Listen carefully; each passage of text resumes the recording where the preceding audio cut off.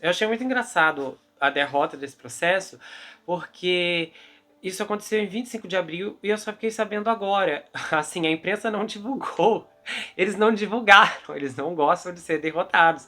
O New York Times não divulgou, ninguém divulgou, eu descobri por acaso. E é interessante, especificamente aqui, tem uma coisa que me chamou a atenção, que foi um ponto de alerta, porque quando isso aconteceu, na época eu me posicionei do lado da imprensa acerca das informações e eu estou do lado deles nesse quesito. Se liberarem as informações por mim, melhor também. Então nós estamos do mesmo lado nessa questão. Eu lembro até que eu fiz piada nisso na época que eu abordei esse tópico. Só que eu não comentei aqui, mas eu lembro que quando eu li essa notícia, que eles entraram na época com um pedido na Suprema Corte, tinha uma coisa que tinha sinalizado em mim, porque uma das primeiras coisas que eu aprendi, e isso eu aprendi antes de começar os casos criminais, porque houve uma situação em que eu acompanhei, que eu entrei por acaso, assim, foi uma situação que me envolveu outras pessoas aqui do Brasil e outras pessoas de vários lugares do mundo. Uma situação muito grande e, tipo assim, foi dramática ao extremo, porque foi muito louco, sabe? Eu fui ver a coisa por curiosidade, daí no final, quando eu vi, eu já tava envolvido, assim, até o último, porque... Ai, não dá pra explicar aqui, mas resumindo, na época foi uma coisa muito angustiante e, no fim de tudo, saímos derrotados dessa circunstância. Quem acompanhar foi triste. Eu lembro até que chegou num ponto que, quando isso aí estava ocorrendo, aí houve um evento lá nos Estados Unidos sendo transmitido ao vivo. Eu lembro que estava assistindo a pessoa traduzindo e tal.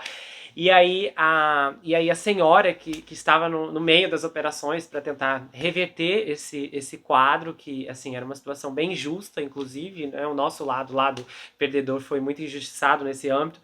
E eu lembro que ela fez um evento assim, e ela, olha, eu quero agradecer todas as pessoas que estão acompanhando, que estão enviando orações, que estão torcendo. Eu lembro que eu fiquei emocionado e falei, ai, ela está assim, mandando mensagem pra mim, porque assim foi muito triste, porque inclusive quando essa situação tenebrosa começou a se desenrolar, que isso aí foi parar nos âmbitos judiciais, o que acontece? Os especialistas na época, eu ouvi de tudo quanto é lado, todos eles falaram a mesma coisa, acreditando que aquilo ia dar certo ou não, que você basicamente entra no tribunal local e depois você vai galgando caso seja necessário. E especificamente, eles tinham mencionado também que as cortes não tinham o hábito de realmente passar por cima da outra, né? No sentido de você não entrou na primeira, não entrou na segunda, já vai direto, sabe, na Suprema Corte. Eles falaram, né, porque olha, isso não acontece, se acontecer os tribunais vão recusar, então pelo menos aqui a equipe de defesa está fazendo a coisa certa. E ao longo de todo aquele drama, pelo menos esse aprendizado eu realmente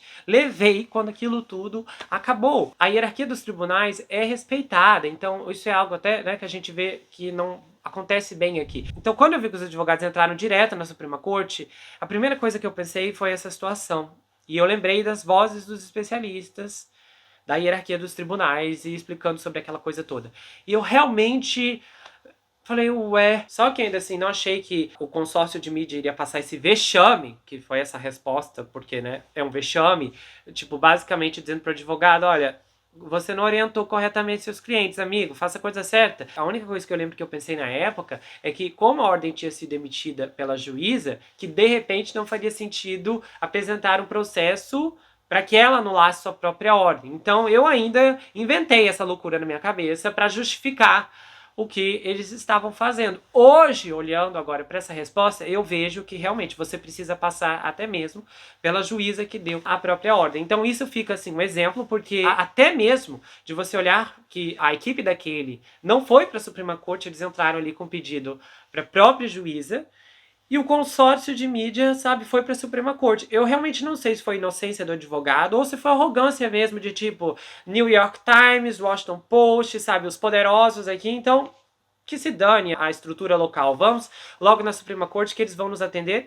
Então, por mais que eu quisesse que a ordem de sigilo fosse derrubada, eu fico feliz por ver de fato que isso foi respeitado dentro do tribunal, de que o juiz falou, olha, há legitimidade no que vocês estão falando aqui, mas vocês não respeitaram o processo. Então, voltem do começo que depois a gente conversa, se caso seja necessário. Então, eu realmente fico feliz. Eu fico feliz, eu fico, me sinto confortável, porque no meio de tanta injustiça, de tantas coisas acontecendo, e até mesmo de outros casos que eu trago aqui, que a gente vê, o sistema judiciário desmoronando, você vê algo aqui sendo respeitado, algo aqui sendo cumprido e fazendo valer a pena, e mostrando, inclusive, que não é porque eles são a imprensa que eles podem ultrapassar a fila e passar na frente de quem quiserem, diferente das outras pessoas. Então eu acho que inclusive deve ser por isso que a imprensa não divulgou essa informação. Imagina, né? Eles nunca vão publicar, fomos derrotados, a menos que fossem para sair no papel de vítima. Ou então eles pensaram, quer saber, a gente não vai conseguir nenhum especialista, nem mais vendido para dizer que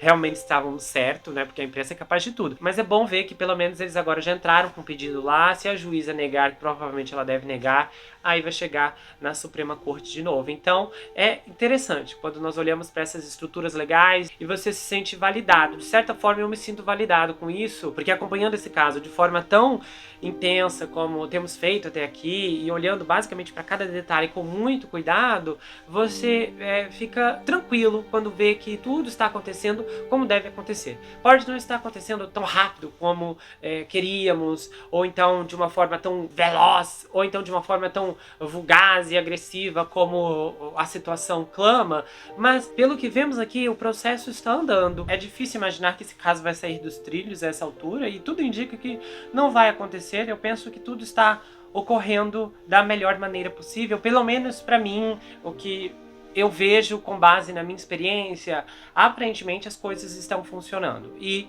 eu creio que continuarão assim. Essa evidência do sangue é mais um reforço em tudo aquilo que já acreditávamos e também mais um ponto importante para a defesa. Quero muito ver como a advogada vai sair dessa, qual desculpa ela vai inventar de...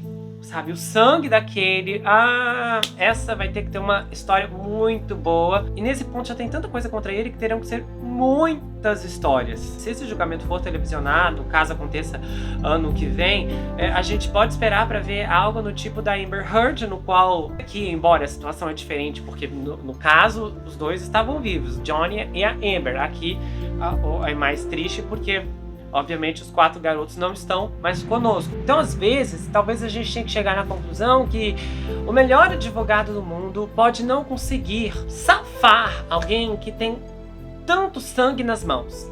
E não apenas sangue oculto, mas o sangue exposto também. Então se em algum momento chegamos a pensar que haveria algumas brigas no tribunal, pode ter certeza que eu acredito que o que veremos será muita surra.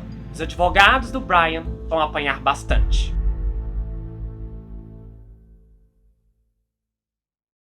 Bom, se você gostou desse vídeo, inscreva-se no canal, ativa o sininho, compartilha, dá o seu like e passe esse vídeo adiante. Se você quiser saber mais sobre mim, adquira meu livro Perfeito Estranho. Já está disponível no meu site, você pode falar comigo pelo Instagram. Ele conta a história de um rapaz chamado Jack Wilber que se vê preso em uma terrível maldição hereditária enquanto precisa enfrentar um serial killer que está escondido em sua própria casa. O livro tem mais reviravoltas do que você consegue imaginar e o envio acontece para qualquer lugar do Brasil, quase qualquer lugar do mundo também. Vai autografado se você quiser, com um kit de marcadores e um folder também. Você pode me seguir pelo Instagram, Gustavo N Psicanalista. Eu tenho um canal de cortes, onde as análises são recortadas e postadas por lá. E eu também tenho um grupo no Telegram, onde acontecem votações, bastidores e muita coisa exclusiva que vem à tona apenas por lá. A gente se vê no próximo caso e não esqueça que aqui você sempre vai ter um amigo. Até mais, pessoal!